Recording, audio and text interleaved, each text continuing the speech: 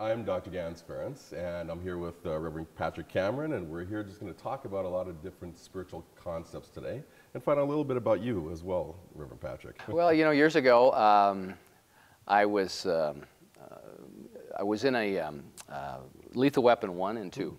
And the way I got that job, as they say in most careers, it's not what you know, it's who you know. Mm-hmm. I went to California and I started to do construction work. And I'd done that through university. I'd done it in the summer. And so I got there and I needed work because I had no money.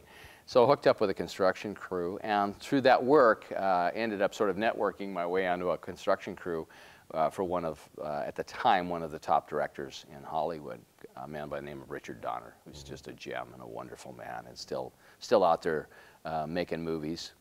And he really working on his house. Like every morning, he'd get in his car and head off to the studio and say, "Hey, Dick, get me a job today, will you?" And he'd laugh, and one thing led to another, and he put together the Lethal Weapon movies. And actually, the first thing I did with him was the Goonies, the kids movie, the Goonies.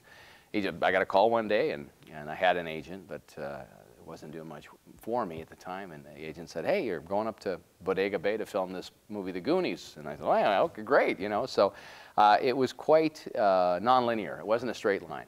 But got into that, did a number of plays, you know, through university, did dinner theater, did summer stock theater. So really went to LA and felt like I kind of knew what I was doing and I was ready to take the next step. And it was fun, but it was never consistent enough. Mm-hmm. And if it had been more consistent, if I'd been more successful, I probably wouldn't be doing what I'm doing. Hmm. So I really look at it as quite synchronistic, and there is a divine intelligence. It's almost as if there've been these sort of invisible hands sort of guiding me through this labyrinth of life in a way that brought me to the learnings that were most important for the evolution and the polishing of my own soul. Hmm. So what do you think you take from those times to bring to, you know, what you're doing now? Well, you know, that's a great question. I think it's just trust. Mm-hmm. I think it's trusting the process and understanding that, you know, a lot of times I think one of the great things that I love and I'm passionate about what we teach and what we represent in terms of spirituality and consciousness. And for me, that means living in close proximity to our divine nature. That there's a oneness in life. And that one of the things and one of the main tenets of our teaching is that there's one life and that we all spring forth from that one life. So we're all connected energetically in that. And so living in that in a practical way and understanding that whatever's the next necessary experience or knowing, to trust all of it and understand that all of it is for us. Everything that shows up in our lives really is to our benefit, even the horrible stuff, mm-hmm. even the disappointments of giving up. I remember giving up the acting. Yeah, I mourned the death of that dream for a year or two. You know, it was very sad because I thought, what am I going to do now? And the whole idea I took to that was that as I had more success with that, I'd be happier. And the gift in it was that the more successful I was in it, the more unhappy I was. And it scared the heck out of me because I thought, well, what do I do now? You know, I had this plan and the plan's not working out.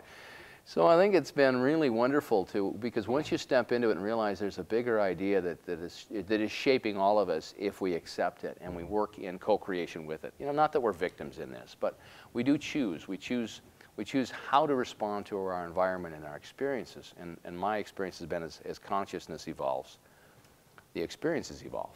It's just the nature. It's very scientific. It just has to. And so as we embody new qualities and ways of being, our experiences evolve and change. And I love that about this teaching because it's an endless discovery. It's an endless cycle of creativity. Sometimes it looks like things are imploding or breaking apart, but the beauty is that it has to reorganize itself in order for something new to be given birth to.